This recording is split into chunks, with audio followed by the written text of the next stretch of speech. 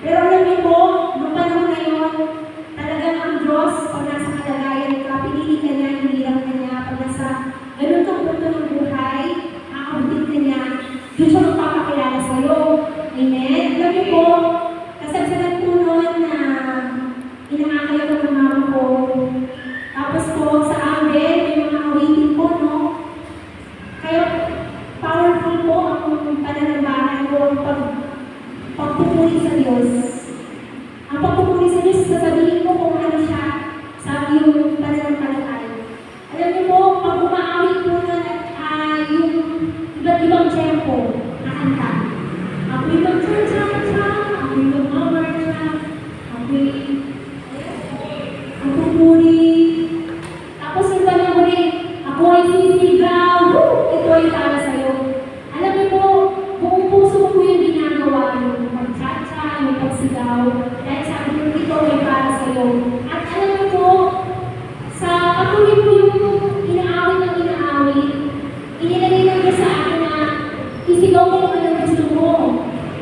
Alam niyo po, ang sigaw ko po lagi noon, blessing, kasi nga po, lagi kami naunahan ng papa ko na mawin ko yung pera. So, lagi kami parang kulang po sa pambili ng pagkain. Blessing po lagi sinisigaw namin, hindi siya pag-isip ako sa kumama, may bilayang darating, may bilayang darating. At sa awitin po yung sinisigaw ko yung laman ng palataya ko sa Diyos.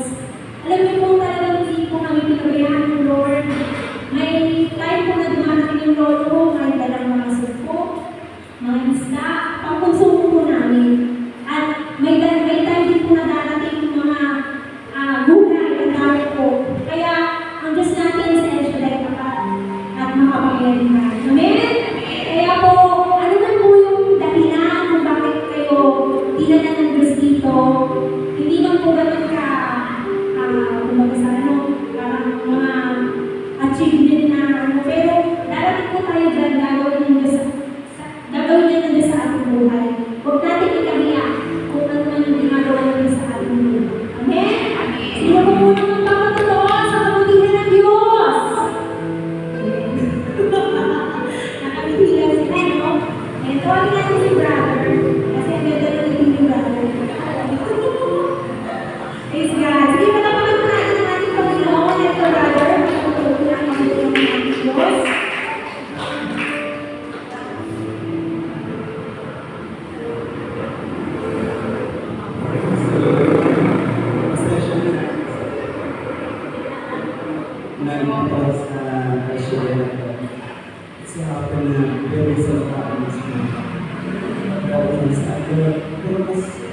Gusto ko dito naman sila. Dito ko yung session dito yung mga blessing na tulad sa akin. Sinisimula ba sinisimula ang trabaho. Gusto lang sa kayo, pero hindi pabayaan mo. Hindi pabayaan mo kasi sa akin ang pag-usap sa negosyo ko. Salamat sa kayo, araw-araw ko. Salamat sa kayo. Nagagawin ko sa gusto na marami na kami na nakagala sa akin. Picture ka pero pagdalit na ba ako?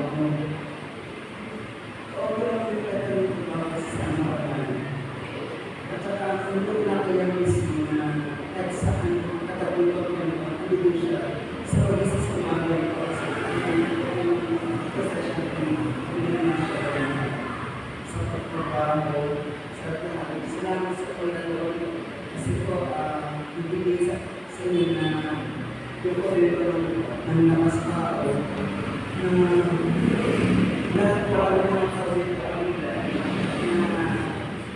yung pag-ibig ko sa mga ko, kung napabilis ko ang nakatulog sa inyo yung gano'n ko para sa iyo, para sa iyo na iwan ng Diyos natin sa pag-ibig niyo na ito sa pag-ibig ng taong sa lahat ko napapunta na mga city ko yung mga sa Salamat sa inyo. Amen. Praise the Lord. Tunay na ang ating Diyos. Siya ang nagpo-provide.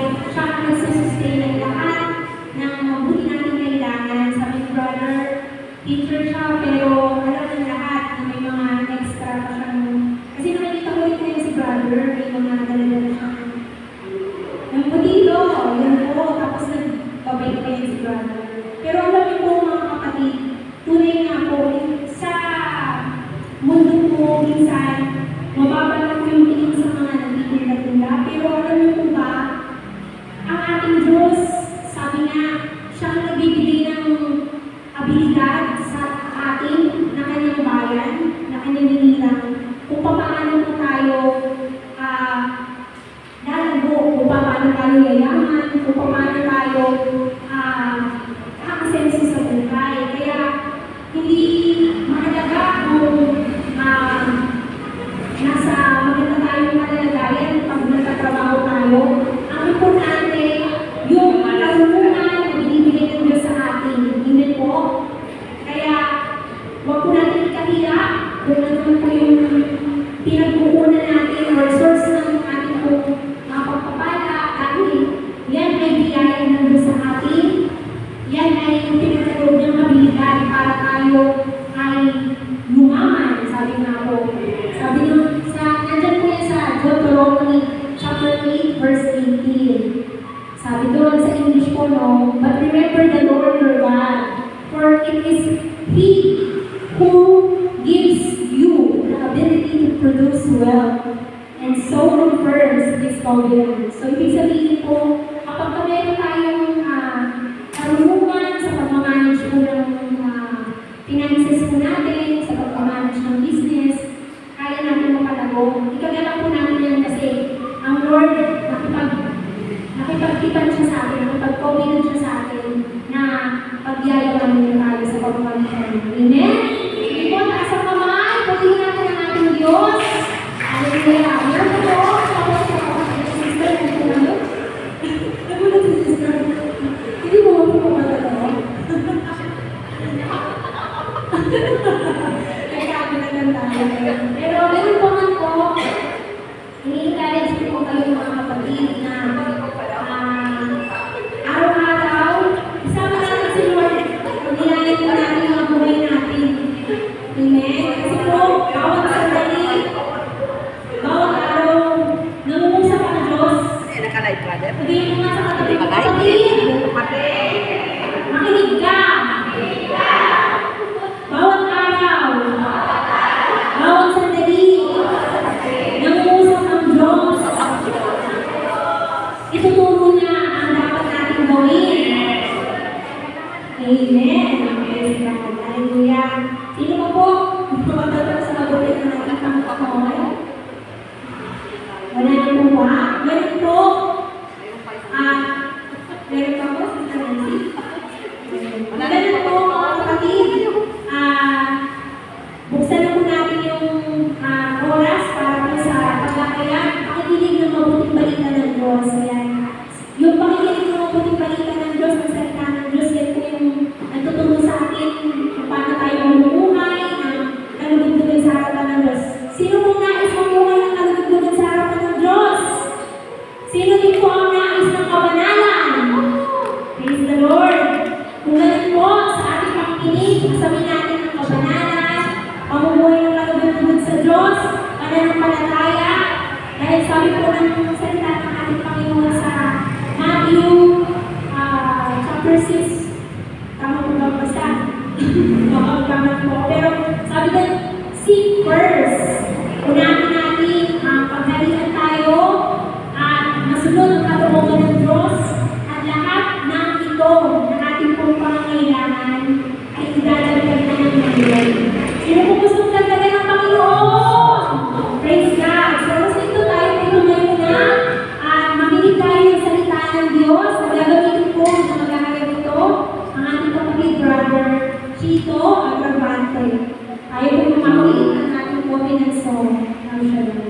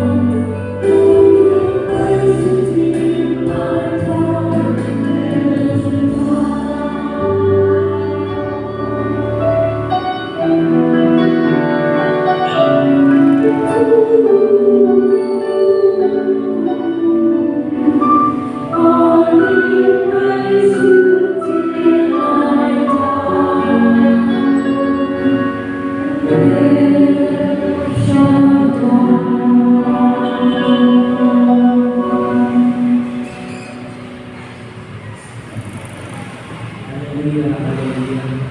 Praise you, Jesus. Sa ngalan ng Ama, ng Anak, ng Espiritu Santo. Amen. Ganyan na Diyos at pinagawa siya ng mga ang siyang kailan kung bakit kami nagkakatibot sa langit. Salamat o Diyos sa maghapong lumipat sa lakas ng katawan, sa Panginoon mo sa amin, sa iyong proteksyon at gabay. Salamat o Diyos sa pagkakataon ito sapagkat kami iyong tinawag, pinagkalooban ng kakayahan, na ikaw ay pasalamatan, ikaw ay papapulihan at ligtas ang dakilang pangalan. Sinusuko namin siya ng aming buhay, hanggang magpasakot, hanggang kumalimas yung kalooban. Hanggang makinig o Diyos sa mga salita, hanggang magpahubog. Kaya dalangin po namin, bigyan mo kami ng pusong marunong turuan, pusong marunong magpakinumpang, pusong marunong tumanggap ng kalooban mo sa aming buhay. Panginoon, dalangin po namin, naiintindihan po namin ng malinaw ang mensahe ng Papa. Bigyan mo kami ng kakayahan ng umamin at bigyan ng kakayahan sundin. Hindi lamang sa oras ng gawain, pagkos Panginoon, sa araw-araw ng aming buhay. Pagpalain mo kami sa bawat area ng aming pagkakao, sa isip, sa puso, maging sa aming physical na kagalakan. Manahan ka, maghari ka sa aming buhay. Ang salita mo, Diyos, ang makita at maramdaman sa bawat kasasama. Panginoon, i-bless mo ang mga lingkod mo ito ngayong gabi. Huwag mong hayaan sa aming pag-uwi. Kami ay hindi mo pagpalaan. Pagkos Yahweh, sa aming pag-uwi kami mo namin ang kalakasan, ang pag-asa, ang katiyahan at tunay. Ang pananampalatay ang magagamit namin, lalo-lalo na sa panahon ng unang Panginoon, nakikita po namin ang gabi ito'y pagkakataon. Sa pangalan ni Jesus, say Amen. Sa ngalan ng Ama, ng Anak, ng Espiritu Santo. Amen. Ang Diyos ay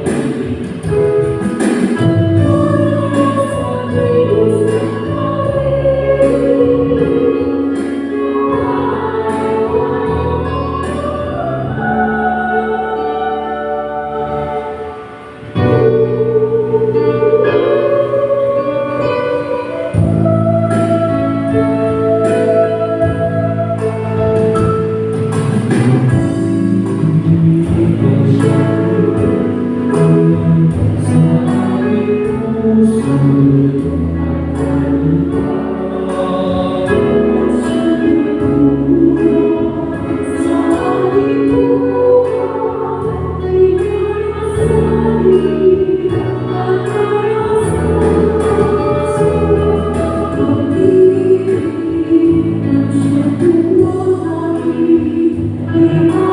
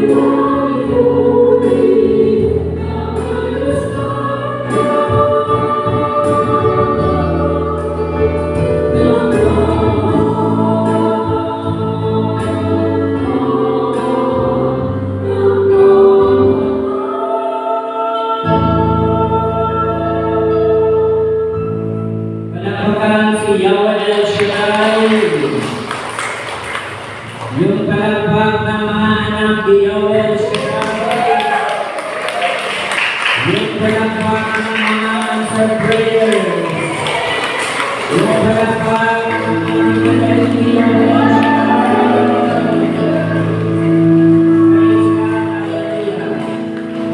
Harapin mo ang iyong katabi.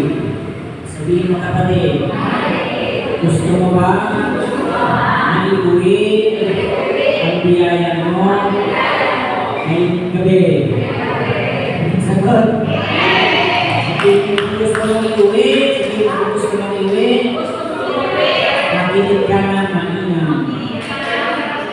Nakikinig ba tayo ng mainam? Sa gabi ito mga kapatid, supposedly ang gospel natin ay napakahaba, no? Tingnan nyo sa inyong ordo ay 22 hanggang 23. I-prepare na extent ko natin, ano? At ginawa ko yung ating focus sa ating natin ngayong gabi. And the gospel of Luke, chapter 23, verse 34 hanggang 49. Sumayin yung lahat ang Panginoon. Sinabi ni Jesus, Ama, patawarin mo sila, sapagkat hindi nila nalalaman ang kanilang ginagawa, at nagsapalaran sila upang malaman kung alin ang kanyang kasuotan o alin sa kanyang kasuotan ang mapupunta sa isa't isa. Ang mga tao na kapayuron at ininyo, nililipang naman siya ng mga pinunan ng bayan, nila. Iniligtas niya ang iba. Iligtas naman niya ngayon ang kanyang sarili. Kung siya nga ang Mesiyas, ang hinihirang ng Diyos. Nilibag din siya ng mga kawal, nilapitan at inalok ng mga asin na anak. Sinabi nila, ang ikaw ang mahal ng mga bagyo, iligtas mo ang iyong sarili. At nakasulat sa ulan niya, sa wikang Grego, Latin, Hebrew. Ito ang hari ng mga bagyo. Binigyan siya ng isa sa mga sagaling na kamitin at nagsabi, hindi ba ikaw ang Mesiyas? Iligtas mo ang iyong sarili, pati na kami. Ngunit pinagsitiin siya ng kanyang kasama. Hindi ka ba natatakot sa Diyos? Ikaw ay pinurusahan. Tulad niya, matuloy lamang na tayo'y parusahan ng ganito dahil sa ating mga ginawa. Ngunit ang tao ito'y walang ginawa ng masama. At sinabi niya, Jesus, nagdadahan ako kapag naghahari na. Sumagot sa Jesus, sinasabi ko sa iyo, ngayon di isasama kita sa paraiso.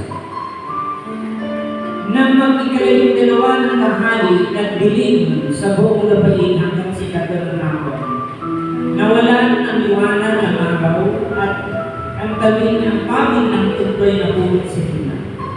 Sumigaw ng malakas sa Jesus, Ama, sa mga kamay mo'y pinagkakabilin ko ang aking espiritu. At pagkasabi nito, nalagot ang kanyang pinig. Nang makita ng kapitan ang nangyari, siya ay nagpuli sa Diyos. Tunay nang matuwid ang tawag, sabi niya. Ang nangyari ito'y nakita ng lahat ng maot na kakatipon at nagmamasid. At umuwi silang pinalagukan ng kanilang dibdib. Nakatayo naman sa ating kalayuan ng mga kaibigan ni Jesus. Pati ang mga babae sumusunod sa kanya mula sa Galilea. Nakita nila ang mga bagay dito. Mga magulang at kapatid, kaya wala siya ay ito po ang magandang balita ng ating kaligtasan. Palapakan natin siya. Sabihin mo siya kalagay kapatid. Huwag ka ng maloko. Sapagkat siya ay ang magpapalat sa atin. Amen ba? Hintian mo yung katabi mo. Hintian na, hindi ka ba na? Hindi na ba tayo mapapagod kapatid? Hindi na ba tayo mapapagod? Sabi na naman.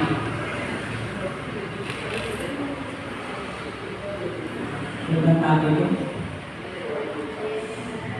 Sa gabi ito mga kapatid, salamat kaya Balsyulay.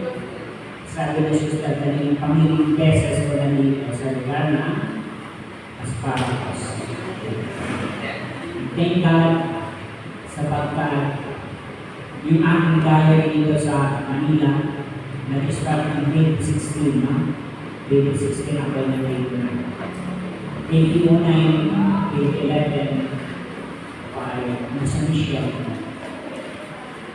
sa iba't-ibang probinsya. But salamat sa maraming taon, salamat sa maraming panahon. Sa dami ng pagsubok, sa dami ng mga hadlang, nandito pa rin tayo ngayon na naglilingkod sa Kanya. Amen? Sabihin mo siyang katabi, kapatid, buti naman, dumating na. Salamat sa pagkakal ay nakapagpilingkod sa Panginoon. Ang ating pong title ng ating topic ay The Crown of Thorns. Sabihin nyo, ang korunang tinik. The Crown of Thorns, a love that conquers darkness. Ang pag-ibig na gumagapit ng kadiliman.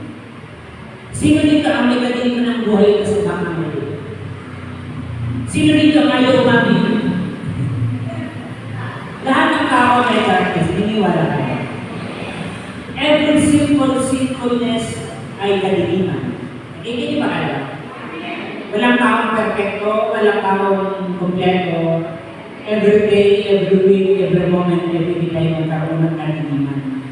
And that's why we are here, no?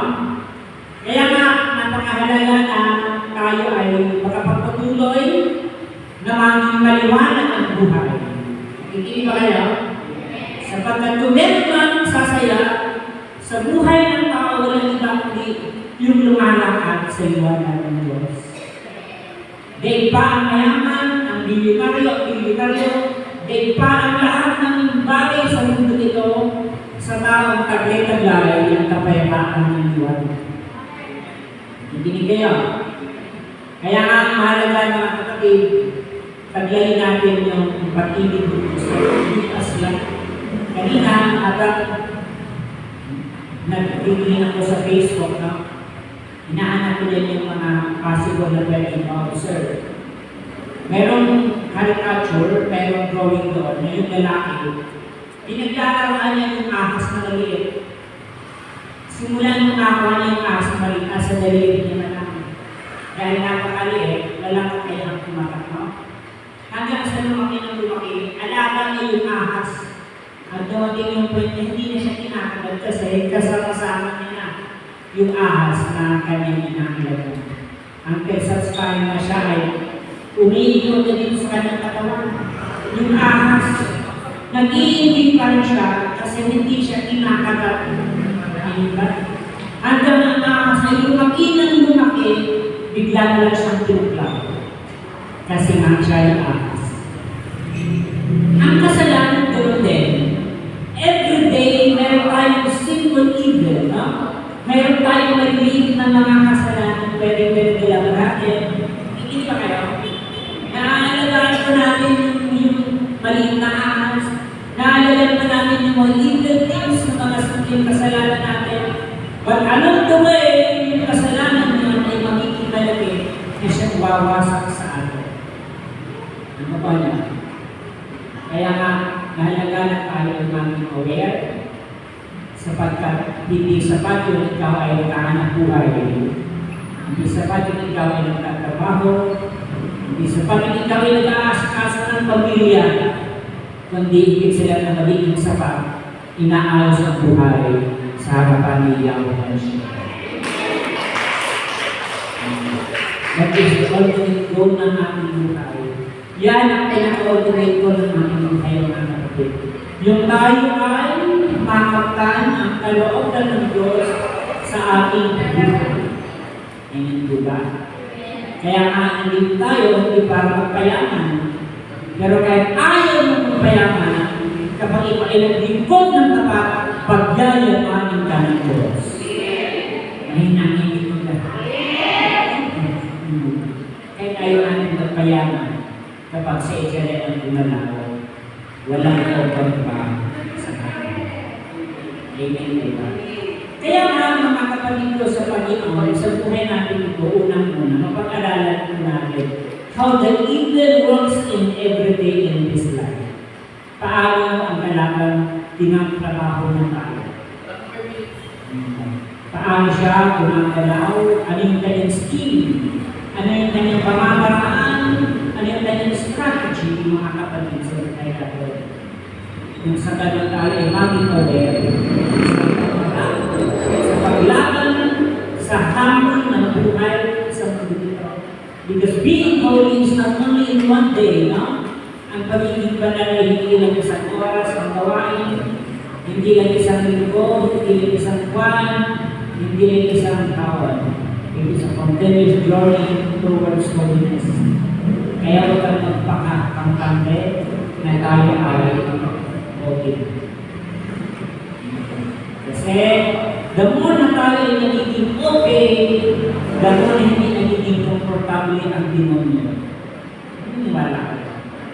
Kapag tayo ay hindi na kung taga-okay na tayo, the more na nagagalayin ko siya sa buhay natin.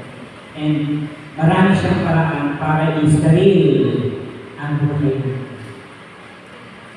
Maraming nag-ikot ng maraming taon. Nag-fasting, nag-tiis, no? Nag-tsaga, nag-sacrifice, but in a single moment, naisahan siya ng demonyo. Nakukuha niya. Maraming taon na nagpakabuti, maraming taon na nagsikap, nag-sacrifice, nag-invest ng financial for the sake of service to God. But then, hindi niya napatayan ang hinihintay ng talaga sa kanyang buhay. But you know what? Ito yung dahilan kung bakit tayo ay nalulog sa kasalanan at hindi papayag ng Diyos na tayo ay manatiling nasa kasalanan.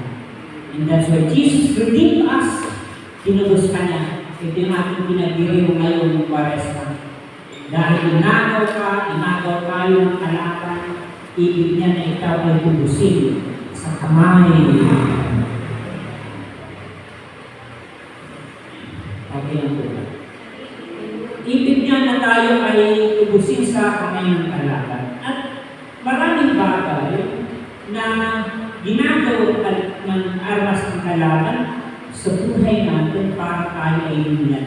But kapag nakita natin yung pamamaraan ng Diyos sa buhay natin, yung example ni Jesus sa ating buhay, hindi ka na magugulat.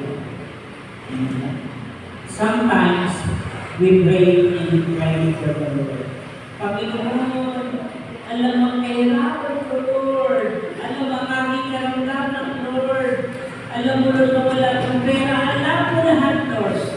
Sasabihin ng Lord, yes, sister, brother, alam ko yan. At alam ko yung may tinatago ang buhay. Amen? Alam niya na may hinihingi ka. Alam niya na may problema ka.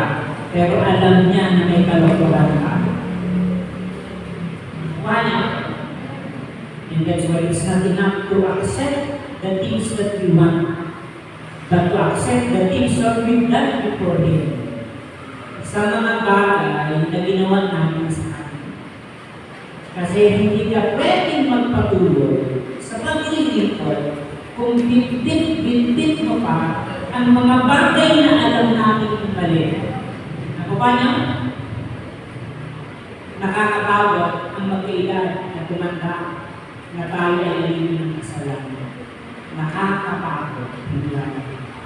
Yung konting sarap, yung konting enjoyment, dihilahin ka ng kalaban patungo sa kukunin ng kahirapan. At maraming pamilya, no? Nawasak ng kalaban, nagkaroon ng broken family. Nakikinig kayo? Nagkaroon ng third party. Nagkaroon ng maraming bagay na buwasak sa kanilang buhay. Kaya yung magandang pamilya ay nawasak because of fleeting desires. Buti na lang, tinawag ka mo. Buti na lang, pinili ko. You are the most blessed people na kahit may mga kapukulan. Inilagay ka ng Diyos sa kanyang kamay, Inilibig ka naman sa kanyang kalooban nang sa ganun ma-enjoy mo ang buhay na binigay niya. Sabi ko nga sa panahon ngayon, wala nang hindi nakikita ng technology. No? Lahat ng organ natin na nababasa ng medical science. Nakuha niyo? Kaya ang grabe yung pag-iwi yung mga DNA test, no? Nalalaman kung kaninong dugo. Nakikinig pa kayo? Nalalaman kung kaninong lahi, kung nasusukat na yung babae, ay nagkabit pala. Kasi nung mga anak ay nag-test yung kanyang anak ay hindi sa kanyang asawa. Nakuha niyo? Nag-test niya niya. And God gave us wisdom na siya magpapahamak ng ating kasalanan minsan kapag hindi natin nagamit sa tama. Yung abilidad mo, yung karunungan mo, yung galing mo, yung galing mo kapag hindi mo ginamit para sa kanya, yun din ang wawasak sa iyo. Ano yun? Kaya mga kapatid ko sa pamilya, we must be wise na. Sabi ko nga, nadidetect niya yung ating blood sugar, nadidetect niya yung ating creatinine, nadidetect niya yung ating cholesterol, pero hindi niya nadidetect kung may hindi ka pa nagpapatawad sa puso. Walang technology na nakakabasa na mayroon tayong hindi sa puso. At wala rin pagdamot na naiinggit ko na gawin sa inggit. Nagigit ko ba ito? Kaya nga mga kapatid ko sa Panginoon halaga na kayo na tuturo ang kaalam sa Panginoon. Kapag may mga kabigatan sa buhay, hindi panahon para magpahibaka. Pag may problema, hindi panahon para pumanig sa lukman nyo. Hindi ba? Maraming taong kinukompromise ang kanilang trabaho para sa iyong financial needs. No? Kahit hindi ka looban ng Diyos, magkapera lang, kakatin. Kahit hindi ka looban ng Diyos, makapagbilang lang, basta makakinig ka. Kahit hindi mo din magpakakanal, hindi madali magpakabuti kasi may mga bagay, maraming bagay na masasacrifice. Kung napapakita niyo ito ni brother niyo, pag nag-kilo ka rin ng masukal, ng mga timpanita, kailangan tama sa kilo. Yan ang turo ni brother niyo. Kapag nagtrabaho ka sa isang pag-aamuan, sa isang kumpanya, kailangan tama yung oras. No? Napakarami pwedeng gawin namin kasi. Kaya mahalaga, paano namin masusunod yung kalooban ng Diyos? Kaya sabi ko, maraming tao na kapag simba lang, akala mo siya na ang pinakabanal. Nagiginig ba kayo? Maraming tao, maraming priorities na pinuntahan, maraming born-again na natin napuntahan, akala mo na siya ang magaling. Nakukuha niya, pero hindi yung sinusukat ang kabanalan. Magulit ko yung sabi ng iba, maraming tao naglilingkod, na mukha lang naglilingkod. Pero ang totoo, hindi siya naglilingkod.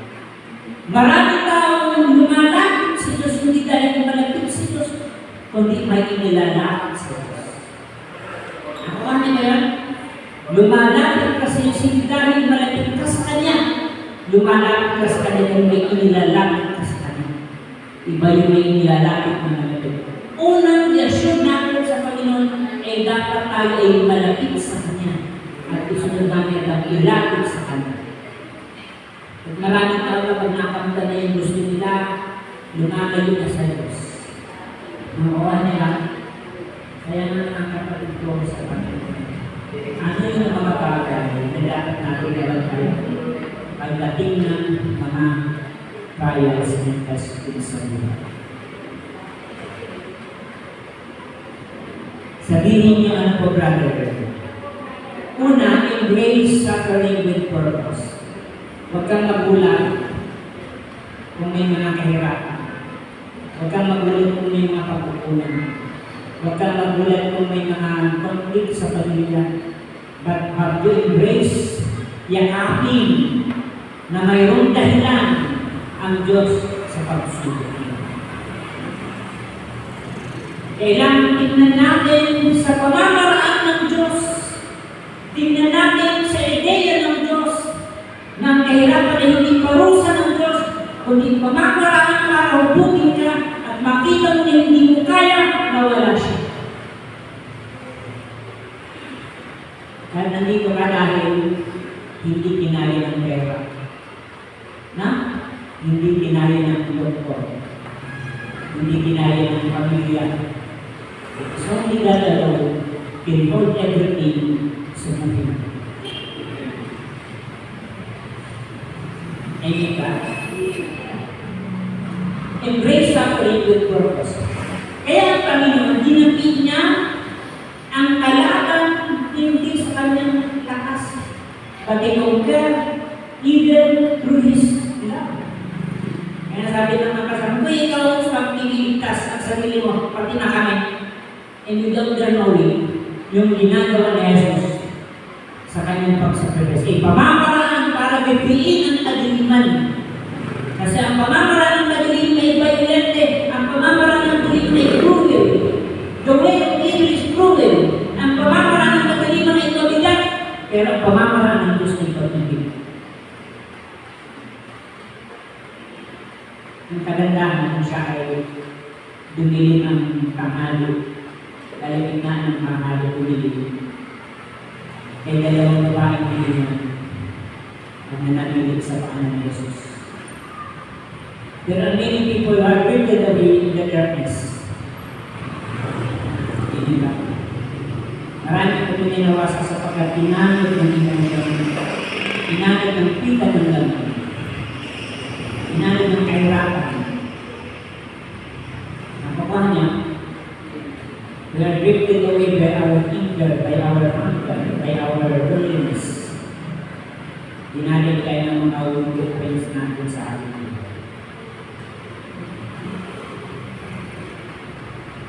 Kaya nga mga kapatid, napakahalaga na ang paglilingkod natin at bigyan natin yung mas magandang pagkasiguro. But most of Christians ay hindi sustainable ang kanilang paglapit. Because they've grown up to God for the temporalities. Kaya unang sukatin natin yung level ng ating paglilingkod, yung antas ng ating pagkilala sa Kanya. Hindi pa kaya.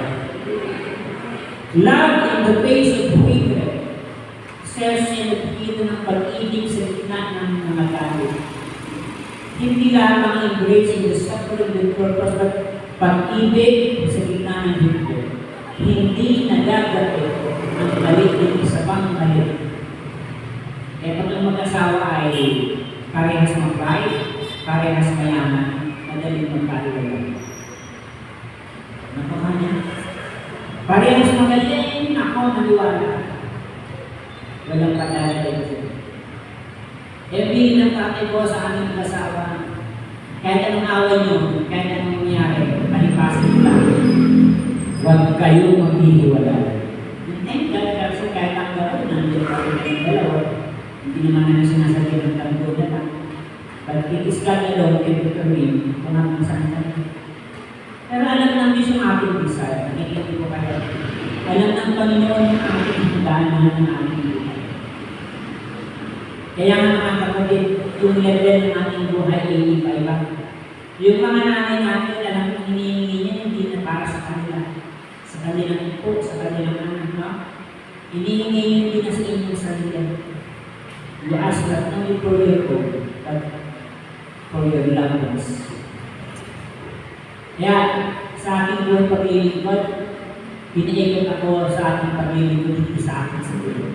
At alam niya ang malaking parusa sa akin, dumang sa aking buhay, ang pinakamabigat na guilt na aking naramdaman. Yung tumatanggap ako ng love offering na alam ko hindi ako karapat-dapat sa Diyos. Sabi ko sa aking sarili, saan kaya pupulutin ang mga pinadalanan ko ito? Nakikita ko sobra akong naging kasi yung mga workers na tipon-tipon para magbigay ng Panginoon offering kay brother. Pero ako naman ay sumusubsub sa kasalanan, hindi ko na nakukontrol. But you know, yung darkness na yun yung pag-ibay. God teach me More and more and more. Nakuha niya? At lalo nagpatita. Kasi isa lang namin pinigyan. Hindi niyo ko mababaw kayo ng mga oras ng buhay ko. Pero ang Diyos, hindi niya ko maniiwan kayo. Nakuha niya? Hindi niya tayo iniwan sa lahat ng lahat. And no one can deceive ka. Walang sino mang makapagdalat sa Diyos. Walang sino mang makapagkunwari sa Diyos. Sabi ko nga, ang pinakamalaking kapangyarihan ng Kristiyano, hindi pera na meron ka, hindi yakan na meron ka. The greatest good that we ever had is being genuine before Him. Ang tunay na kapangyarihan ng tao ay ang pagiging totoo sa harapan ng Diyos at sa harapan ng kapwa mo. Ano yun? Kapag natin kami totoo sa sarili mo, ikaw ay pinakamasayang tao kung wala ka tayo. Kapag marami kang iniisip ng masama sa kapwa mo, hindi naman yung kapwa mo inaapin mo, yung sarili mo inaapin mo. If we are an end people, it's not the people that we have. Kapag hindi tayo mabuting tao, hindi sila yung sinasaktan mo, kundi sarili mo ang sinasaktan mo. Kaya we have to give love in the face of hatred. Gantihan ng pag-ibig ng masama. Walang ibang nagturo ng sensus. Walang ibang may kakayahan magturo na gantihan ng pag-ibig ng Diyos. Ibigin ng kaaway ka ng iba at Panginoon. At maraming pang hindi sumusunod na. Pero siya hindi nagpaprat, hindi siya nagbibiro, hindi siya nag-i-scam ang sabihin niya silang pagkawag ka lang. Hindi ka niya ini-scam, hindi ka niya pinapudol nung sabihin niya silang pagkawarin mo namin pinagkaroon.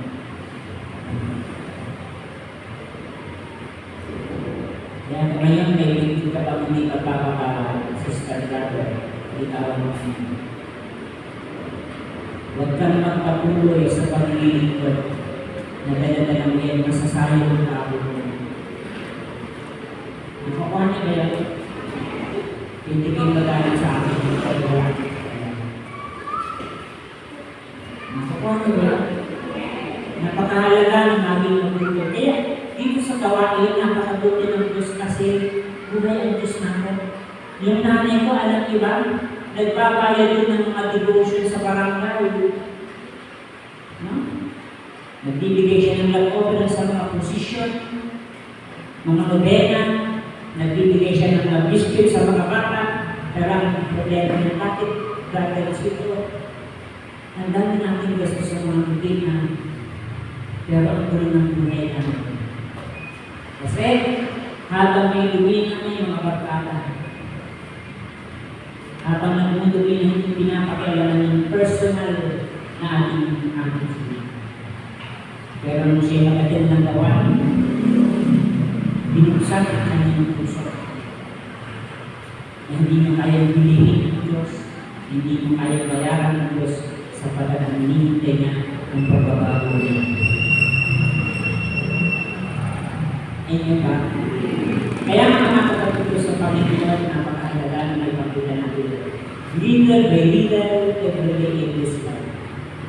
Nakita tayo mabuting tao. Sabi nila sa aking brother Chico, ang bait-bait ko. Sabi nila, huwag kang magalala sister, pinipili ko lang.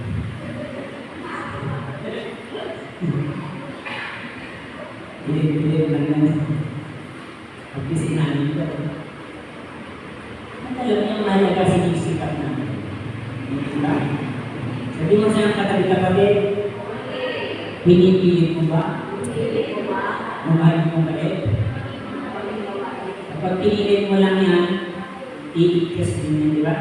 Pero kapag ang Diyos ang naghari sa'yo, magiging karumal na ang pagiging mabuting tao.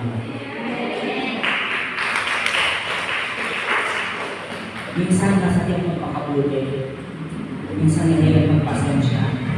Pero pag ugali mo na siya, masarap na maging mabuting tao.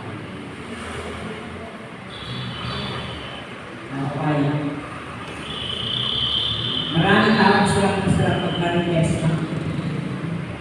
Maraming tao masarap na mag-alam sa iba. Yan ang sakit ng Pilipino. Yung magbenta ng walang benta.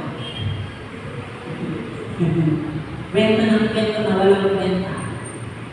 Naiiambing sila. Ang pakialaman ng buhay ng iba, pero yung buhay nila hindi nila napapakialaman. Find strength in humility. Hanapin ang lakas sa ingatan kapakumbabaan. Hanapin ang kumangyarihan sa pagiging mapagkumbaba. Kaya nga yung pagkapako kay Jesus ay puro ng tinig, no? It's a sign of humility. It's a sign of mockery ng mga Jew. Kaya nilagyan siya ng entry. Ito ang hari ng mga Hudyo. Ang entry pala ay Jesus Nazarenos Rex Yudeo. Hindi masyadong sa kasi yan yung sabihin. Siya ang hari ng mga Hudyo. Pero ito ng tinig na yan ay isang insulto sa kanya. But never reklams. Hindi siya nagreklamo. Kasi alam niyo yung fulfillment ng katubusan natin. Hindi ba? Kaya nga, hindi siya laulat. Kahit tinugso siya ng mga kalaban. Panginoon, kung ikaw ang Diyos, ganun tinapay ang bagong ito. Dapat sinat ng panigili o kahit ngayon na. Hindi naman sinat ulo. Hindi bigil sa kanya kasi alam niya na kung sino siya. Nakikinig ba kayo? Yung taong may mabuting pagkatao, hindi siya reactive. Kasi alam niya yung kanyang sarili. Ang mukha niya, hindi siya defensive kasi alam niya yung kanyang sarili. Yun ang damdahan ng Jesus. Ganun ang kanyang puso. Mabining at matibag ang kanyang pagkatao sapagkat alam niya ng kanyang buhay, ang kanyang pagiging tao at Diyos ay may direksyon para sa ating lahat. Hindi ba? So mga kapatid, sa Panginoon namin ang lakas, hindi sa kadalasan at hindi sa pagkawan. Jesus the King of chose to be crowned with thorns in the symbol of humility sa ito. We commit by strength and humility at kilalanin ang ating kahinaan at mag-rely sa kapangyarihan ng Diyos. Sabi ni St. Paul, I could ever live, it is an art that lives, that cries, that brings the name. Kung ako man daw ay nalubuhay, hindi na ako ang nalubuhay, kundi si Kristo na ang nalubuhay sa akin. Kapag si Kristo na ang nalubuhay sa akin, ang binibilang nito sa akin sa gabi ko, hindi ito po sabi sa nabasa ako ay sa pangyayari. Ang binibilang ng Diyos sa isang prayer meeting, hindi kung gaano ang dumami ng nag-attend, kundi kung sino ang nagbabago sa akin. Ilan no? Hindi yung dami ng nagbago, hindi yung dami ng nagbago sa akin. Kaya mga kapatid ko sa Panginoon, haliba na hindi makita natin. Because the greatest is to change the will with you.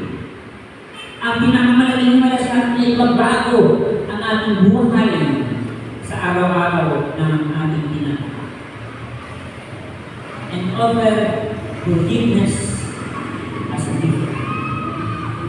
Ang pinakamaganda daw na regalo sa ating kapwa at sa ating Panginoon ay ang ating pagpapatawad. At kapag tayo ito ng magpatawad, ng nakalimutan ng greatest gift na ibigay natin sa Panginoon. At ngayon nyo, gagaan ang tulong natin buhay. Without knowing, kapag dami natin mga heartaches, dami natin burden sa puso, o di kaya lang magkagawa ka lang. Naghahanap ng ito. Pero pag dala-dala mo pa yung mga symptoms nature natin, nakala mo kung may kagumigisip ka, pero mabigat. Sabi nga ng isang analogy, ang pinakamagandang gagawin natin ay pagpapakumbaba sa harapan ng Diyos. Ang ibon daw, bago siya nakakalipad, ibinigil niya muna yung kanyang paa bago siya lumero. Bago daw lumipad ang ibon, ibinigil niya yung kanyang paa at saka pinakampay ng pakpak bago siya nakakalipad. Ang tao daw makakaranas ng paglipad kapag handa ng pagkababa sa harapan ng Diyos at itatak sa kanyang kalooban. Ang gawa niya. Kaya mga kapatid ko sa Panginoon, tingnan natin sa ating buhay. Ang challenge natin, sino yung mga tao alam natin na nagbigay ng bakit sa puso nito? Sino ba yung mga tao na dapat namin regaluhan ng pagpapalaya? Kung meron din, ano ba yung tinatagon natin sa ating pag-ibig sa pag-ibig ko? Bawat pagtitipon ay pagkakataon para may pipit tayong ganang malat biyaya sa Panginoon na huwag masayang ang pag-ibig ko ng Panginoon. Sa kanya. Pagiging na po tayo ng bakit.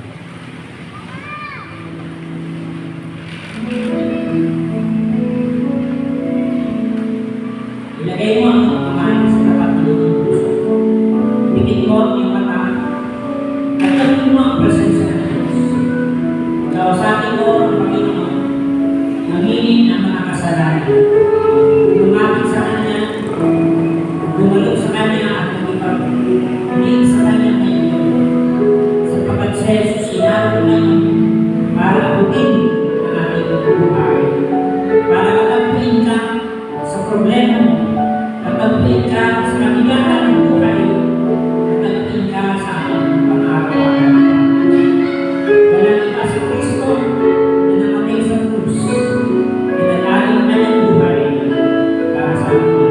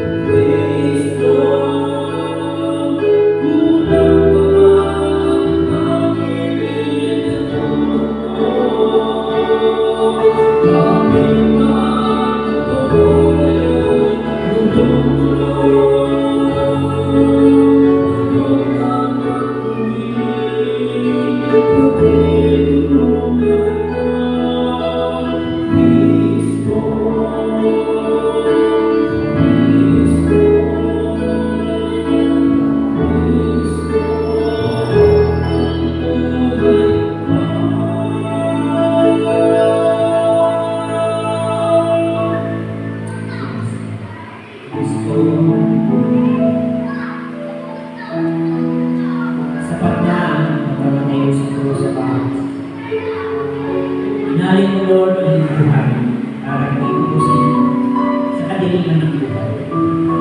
Sinusuko namin sa iyong aming sarili. Handang tumanggap, handang magpakumbara, handang umangin, handang magbago, handang magpaturo, handang lumapit sa iyo sa ganun ito. Dahil ito ang mga lingkod mo ngayong gabi. Turuan mo kami kung gawin ang mga kaloob mo sa amin. Gawin ang gusto mo, sundin ang kaloob mo. Panghawakan ang mga tulong mo sa akin, hindi lamang sa oras na gusto namin, hindi lamang kami. Bless the Lord ang mga lingkod mo ngayong gabi. Pagpalain mo ang kanilang buhay, ang pagkikipag-usap nila sa iyo, Panginoon. Alam ko na nababasa mo ang bawat isa. Nababasa mo ang bawat kalooban ng bawat isa. Nalalaman mo ang kalooban ng mga nilulugan. Lumalapit kami sa iyo, Panginoon. Nagpapakumbaba, handang sumuko ng buhay upang makamtan ang matagumpay, malaya, masaya, kapayapang buhay, at may papanaharapin ang bawat amin. Sapagkat nakakapit kami, Panginoon, ikaw ang aming kasama. Panginoon, salamat po sa pagpapala ng ngayong gabi. Salamat po sapagkat alam ko, alam namin lahat, na inatagpo mo kami ngayong gabi sa bawat lugar na aming pinakatayo. Kapatid, maunang sa gabi ito tayo lumapit sa kanya. Nagpasalamat, lumapit at pagpakumbaba. Ang sarili ng buhay natin ay papuri na natin ang oras. Father God in heaven, we thank you so much sa gabi ito. Dalangin po namin sa kami sa pananaming buong sambay. Pagpalain mo ang aming buhay physical, spiritual, maging mga pinansyal na pangangailangan sa araw-araw, mga hanap buhay, susundin ka ang Panginoon. Ang bawat pamilya, nagkasin mo ng pag-ibig mo. Ang mga trabaho na ng kapatid mo ito, Panginoon, ingatan mo sila. Sa bawat paglalakay namin sa paglalakay, bless mo, Panginoon, ang mga lito mo ngayon gabi. Simula sa manggagawang coordinator, assistance, and program visual, ang mga aling mong manunod, i-bless mo silang lahat. Pagpalain mo na walang kapit sa bawat trabaho. Pagpalain mo kami ngayong gabi ang bawat kaibigan sa pangalan ng Jesus. Say Amen. Itas po natin ang mga bagay-bagay na gusto namin ipakasalan. At ilang Diyos ang pagpapilihan, salamat po sa gabi ito. Nakatas po ang mga kamay na may mga bagay-bagay. Ang kanilang mga sulat ay ng prayer request. Ang kanilang mundo, ang mga religious articles, ang tubigan lamis, ang bag, wallet, ang may nakataas, dalangin, pagpalain, pagpalain. Anumang trabaho, negosyo, mga community, pagpalain ang kanilang mga kaloob, pagpalain ang mga kahiling, dalangin, pagpalain. Yes, kami lahat, ulangin ang pakailan sa mga Jesus. Sa ngalan naman ng Jesus.